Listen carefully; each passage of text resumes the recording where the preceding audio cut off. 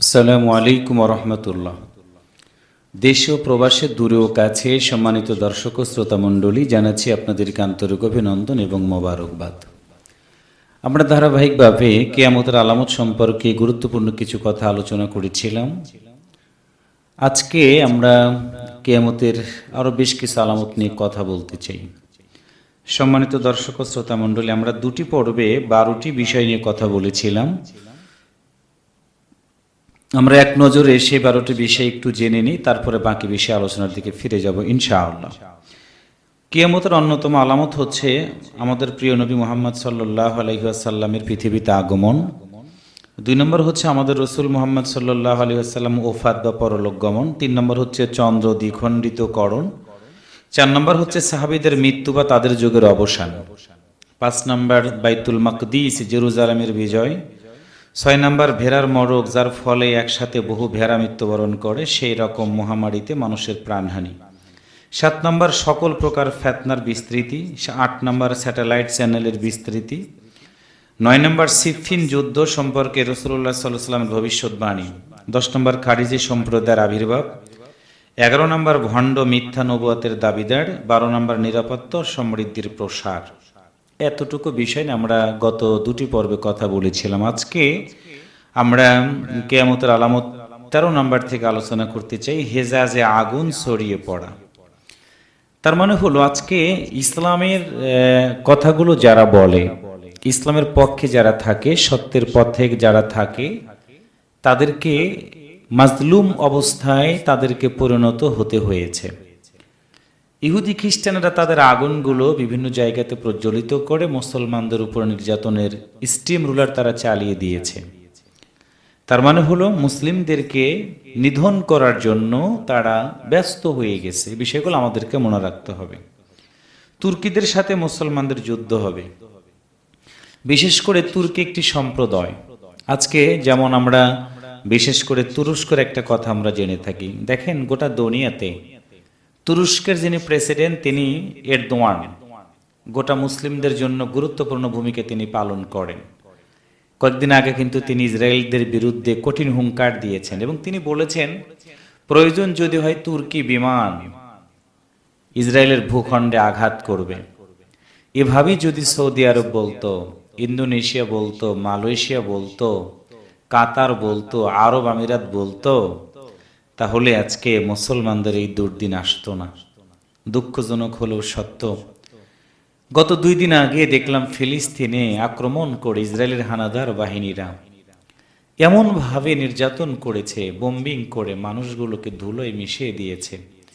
আমরা কোনো জিনিসপত্র কেনার জন্য দাঁড়িপাল্লায় মেপে সেইগুলোকে আমরা ওজন করে নেই, কিন্তু আফসোস ফিলিস্তিনের মুসলমানদেরকে 70 কেজি ওজন করে গোশতের টুকরা, মাংসের টুকরা, হাড্ডির টুকরাগুলো এক জায়গায় করে বস্তার ভিতরে উঠে 70 টুকরার সমান একজন মানুষ ধরে নিয়ে তাদেরকে কবর দেওয়া হয়েছে।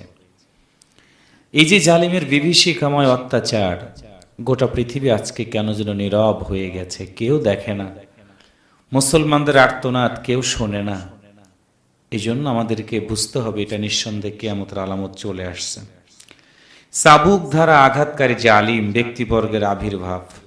আজকে দেখেন বাংলাদেশে কোটা আন্দোলনকারীরা, ছাত্র বৈষম্য বিরোধী আন্দোলনে যারা নেতৃত্ব দিল, তাদেরকে কিভাবে নির্যাতন করা হয়েছে। সেদিন একটি নিউজ দেখলাম স্বরাষ্ট্রমন্ত্রীর সামনে, সাবেক স্বরাষ্ট্রমন্ত্রী আসাদুজ্জামান কামাল সাহেবের সামনে দেখলাম পুলিশ বলতেছে, স্যার, একজনকে গুলি করার পরে তিনি মারা যায়, মারা যাওয়ার পরে তিনি শুধু জমিনে লুটিয়ে পড়ে, বাকিরা কেউ চলে যায় না, কেউ সরে যায় না। একজন স্বরাষ্ট্রমন্ত্রী থাকার সময় তিনি এই দৃশ্যটা দেখে কি করে ভাবেন? তিনি কেন সিদ্ধান্ত নিলেন না? হাজারো রক্তের বিনিময়ে আমরা বা নতুন করে স্বাধীনতাটা পেয়েছি। তার মানে হলো চাবুক ধারা জালিমরা অত্যাচার করবে। চাবুক এখন নাই, পুলিশের হাতে লাঠি। সে লাঠি দিয়ে তার আক্রমণ করে মানুষগুলোকে দুর্বিষহ করে ফেলে দিয়েছে। এটা অন্যতম একটি কিয়ামতের আলামত। ব্যাপক হত্যাযজ্ঞ, এটা আপনাদের কি করে বুঝাবো? ব্যাপক হত্যাযজ্ঞ যেভাবে আমার দেশেই চলেছে, ফিলিস্তিনের কথাগুলো আর কি করে বলবো, মায়ানমারের কথাগুলো আর কি করে বলবো? আমার দেশেই তো হত্যাযজ্ঞ চলে। আমার দেশেই তো মানুষের রক্তের নদী বওয়া শুরু হয়ে গেছে। আমার দেশেই তো মানুষের রক্তর উপরে চড়ে উল্লাস প্রকাশ করে। কি নির্মমতা! মানুষগুলোকে গাড়ি থেকে ফেলে দিয়ে আবার তার উপরে চড়ে পৈশাচিক নির্যাতন তারা করে। এই যে হত্যাযজ্ঞ চালিয়ে পৃথিবীর মানুষগুলোকে জানিয়ে দিয়েছে, পৃথিবীর মানুষ সাক্ষ্য হয়ে গেছে, অত্যাচার করে দীর্ঘদিন ক্ষমতায় টিকে থাকা যায় না। ফেরাউন পারে নাই, হামান পারে নাই, নমরুদ পারে নাই। বাংলাদেশ থেকে দেখলাম আওয়ামী দুঃশাসন থেকে এই জাতি মুক্তি পেল। হত্যাযজ্ঞ চালিয়ে তারা চেষ্টা করেছিল ক্ষমতার মসনদে থাকবে, কিন্তু পারেনি। এই যে হত্যাযজ্ঞ চালান, এটা হচ্ছে কিয়ামতের অন্যতম একটি আলামত। মানুষের অন্তর থেকে সততা উঠে যাবে। সত্য কথা বলার মানুষ এখন আর খুঁজে পাওয়া যায় না। সত্য কথা বলতে গেলে মানুষগুলো আর সেই সুযোগ পায় না, কারণ কণ্ঠটাকে বন্ধ করে রেখে দেওয়া হয়। কখন না জানি কণ্ঠটাকে বন্ধ করে দেওয়ার জন্য চতুর্দিকে অক্টোপাসের মতো, হিংস্র দানবের মতো জালিমরা উঠে পড়ে লাগে। এই জন্য অক্টোপাসের মতো জালিমরা যত অত্যাচার করুক, নির্যাতন করুক, কষ্ট দিক, মানুষের অন্তর থেকে সততা থাকার কোনো সুযোগ থাকে না, এটা তারা ভাবে। কিন্তু বাস্তব কথা হচ্ছে, ইমানদার যদি একজনও থাকে, সত্যের মাপকাঠিতে তিনি উত্তীর্ণ হয়ে থাকবেন। সততা আছে, সততা থাকবে, তবে ভয় হয়ে যায়, সততার অবস্থাটা দূরীভূত করার চেষ্টা করবে। এটা হচ্ছে কিয়ামতের একটা অন্যতম আলামত।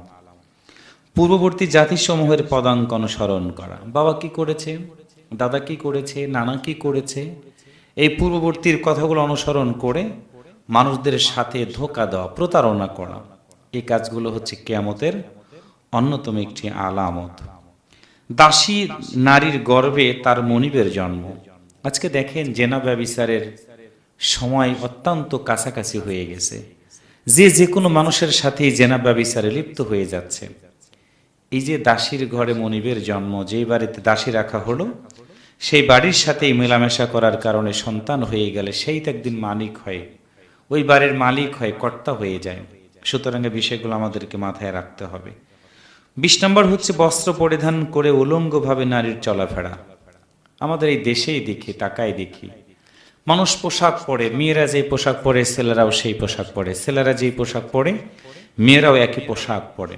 এবং মেয়েদের পোশাকগুলো এত অশালীন হয়ে গেছে যে পোশাকগুলোর কারণে নারীদের আজকে সব দেখা যায়।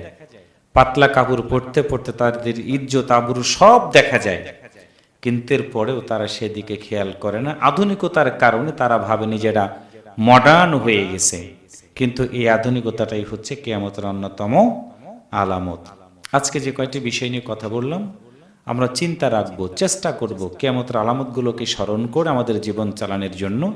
আল্লাহ তাআলা আমাদের কবুল করুক, আমিন। আসসালামু আলাইকুম ওয়া রাহমাতুল্লাহ।